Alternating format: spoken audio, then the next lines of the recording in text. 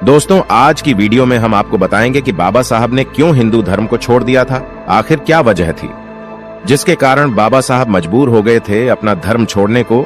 इस वीडियो में मैं आपको पूरी जानकारी दूंगा। बस आप हमारे साथ ऐसे ही अंत तक इस वीडियो में बने रहे। तो चलिए शुरू करते हैं इस वीडियो को।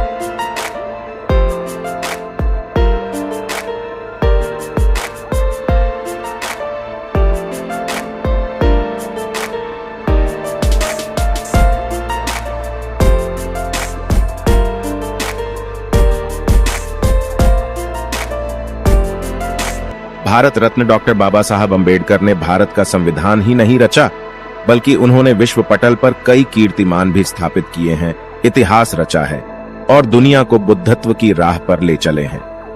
साथियों, आज का दिन भारत के इतिहास में तो अखंड रूप से दर्ज है ही।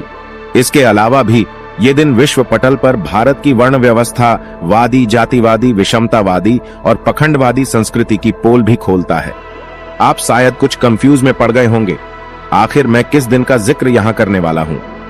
14 अप्रैल 1891 जब डॉक्टर भीमराव अंबेडकर ने हिंदू समाज में जन्म लिया, और 14 अक्टूबर 1956 जब उन्होंने हिंदुत्व के गुरुत्वाकर्षण को त्याग कर बुद्धत्व की शरण ली।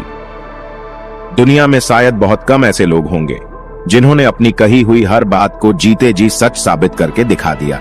1935 में डॉक्टर बाबा साहेब अंबेडकर ने एक सभा में ऐलान किया था कि हिंदू धर्म में पैदा होना मेरे बस में नहीं था, लेकिन मैं हिंदू धर्म में मरूंगा नहीं, ये मेरे बस में है।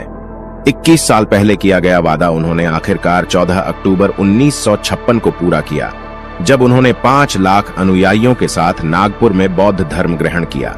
इतिहास में नागपुर अब दीक्षा भूमि के नाम से विश्व विख्यात है और दीक्षा भूमि को महाराष्ट्र सरकार ने ए श्रेणियों का पर्यटन स्थल घोषित किया है।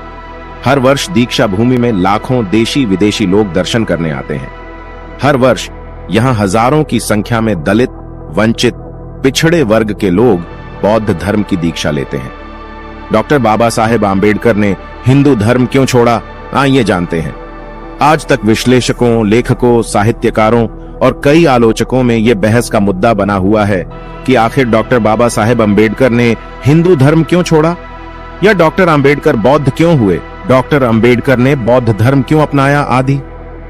इन प्रश्नों के उत्तर खोजने के लिए हमको उन परिस्थितियों को समझना होगा जिसके कारण डॉक्टर बाबा साहेब अंबेडकर ने हिंदुत्व का त्याग कर दिया था और बौद्ध धर्म में दीक्षित हो गए।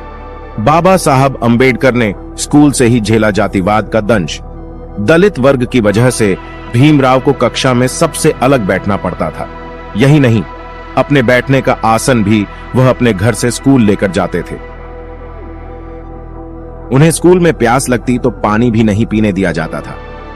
पानी पीने की इच्छा जताने पर कोई सवर्ण छात्र दूर से उनकी हथेली में पानी डालता, जिसे अंजुली में भरकर पानी पीते थे।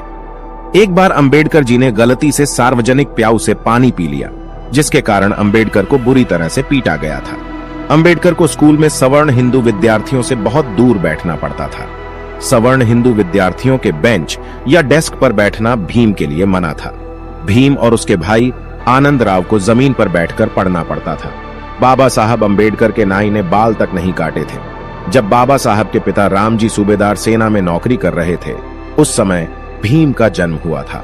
फौजी वातावरण में और अबोध बालक होने से भीम को अस्पृश्यता का अनुभव न के बराबर था, अर्थात उन्हें अपनी अछूत जाति के बारे में नहीं पता था। एक दिन अंबेडकर अपने बाल कटाने एक नाई के पास जाकर बोला, बाल कटाने हैं। नाई नफरत से बोला, अरे तू अछूत है, तेरे बाल मैं कैसे काट सकता हूं, जा, चला जा। भीम के स्वाभिमान को ठेस पहुंची और उसकी आंखें भर आईं। वह आंखें पोंछता हुआ घर पहुंचा। बड़ी बहन तुलसी ने देखा तो पूछा, अरे भीम रोता क्यों है? भीमा ने अपमान की कहानी कह सुनाई। तुलसी ने भीम को प्यार से समझाते हुए कहा, तो इसमें रोने की क्या बात है, मैं बना देती हूं तेरे बाल।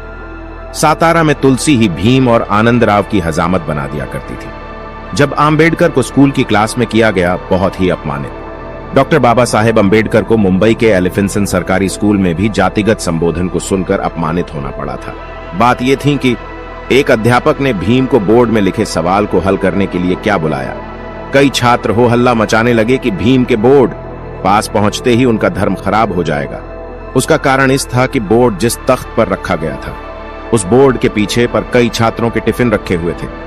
छुआछूत न हो जाए, इसलिए छात्रों ने भीम को बोर्ड के पास पहुंचने से पहले ही रोक लिया ताकि वे अपने टिफिन हटा सके। जब सारे टिफिन हट गए तब जाकर भीम ने बोर्ड पर लिखा सवाल हल किया, किंतु उस घटना ने भीम के मन में कई सवाल खड़े कर दिए थे कि उसके द्वारा बोर्ड को छूने भर में कैसे किसी का खाना खराब हो सकता है। बाबा साहब अंबेडकर को संस्कृत विषय नहीं दिया था पढ़ने।